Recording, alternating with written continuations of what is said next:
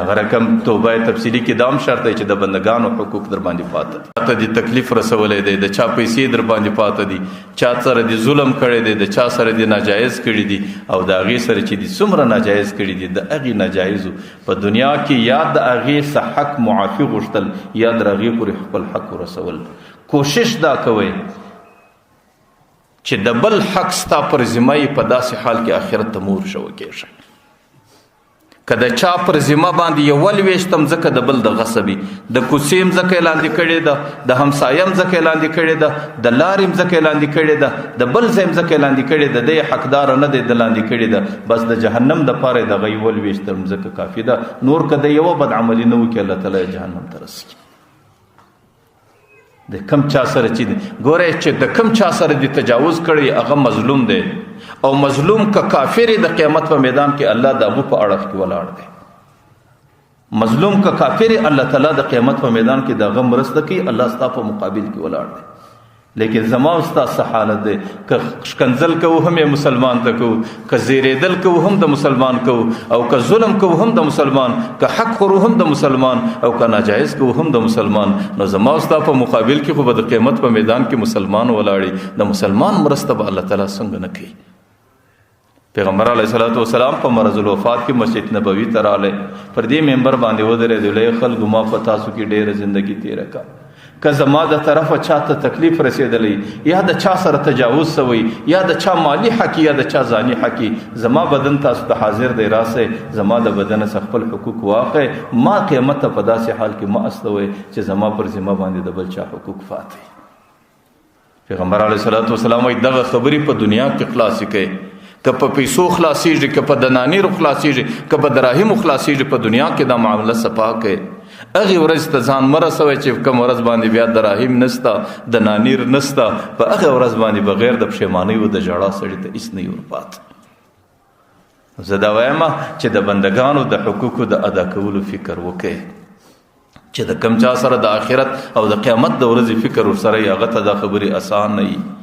هغې بیا بل له ننواتې هم ورتلی شي، هغې ته بل ته پښیماني هم کولی شي، هغې بل ته خپله عاجزي هم پېښولی شي، هغې د خپل حق د بل حق د خپلو پیسو سم ورکولی شي.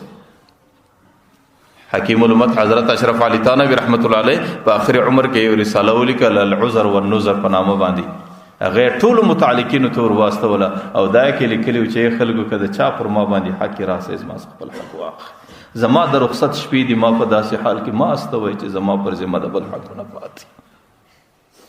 لیکن زه یوه خبره آخره کوم، هغه دا کوم چې ګوره ظاهرا خو خلک دا وایي چې د بنده حق چې سړی د بنده څه معاف نه کړي د سړي غاړې نه خلاصېږي.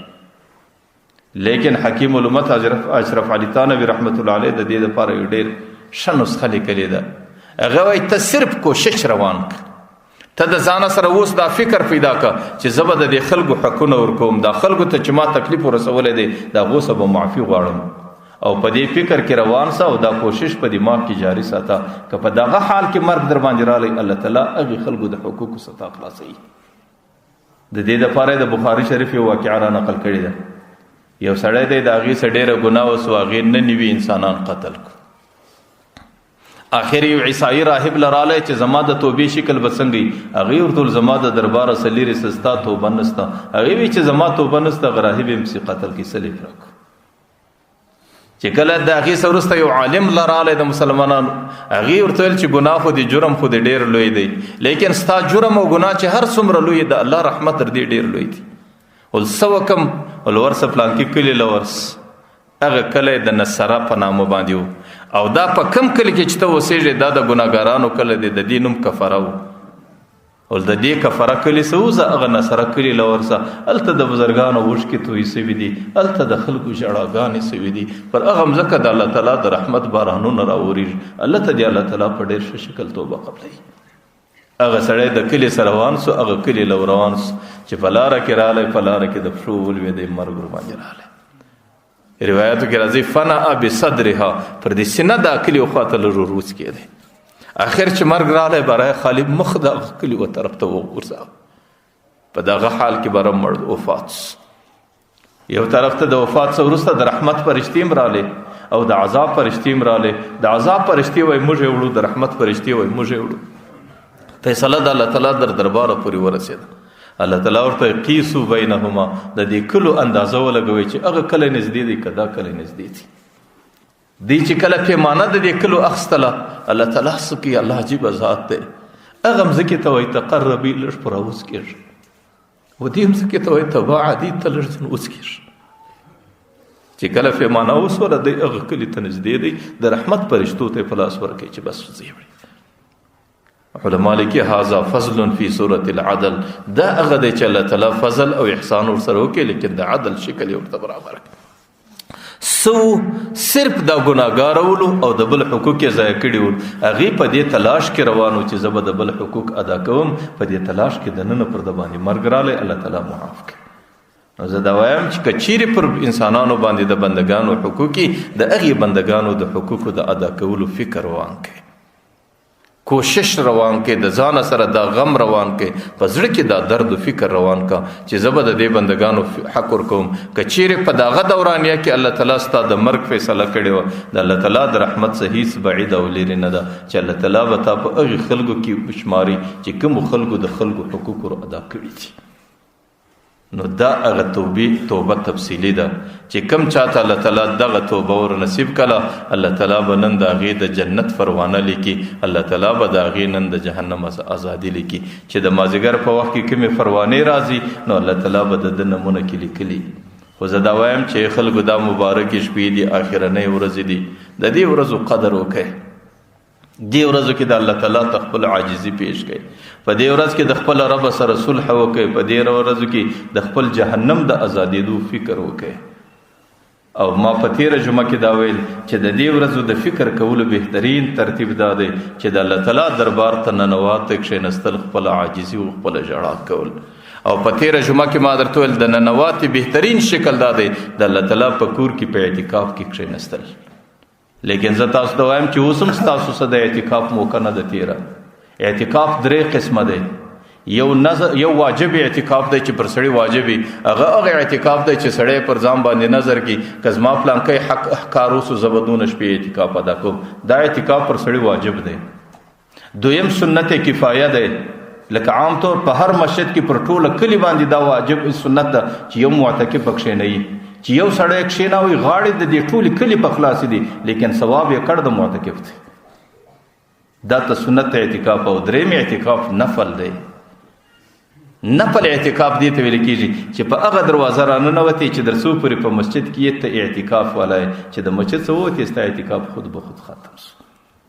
نو زه دا وایم چې د لیلة القدر ثواب د الله تعالی د عبادت ثواب دا صرف د هغه چا نه دی په نصیب چې اعتکاف واجب کوي یا نو سنت اعتکاف کوي. دغه فاتت سبا د تاک شپه ده، بل سبا د تاک شپه ده. زه د نوجوانانو ته وایم چې ماخستن لمونځ یې وکړئ، ماخستن لمونځ په جماعت وکړئ، د هغې څه وروسته بستره راوړه چې زه در سهاره په دې مسجد کې معتکف یم.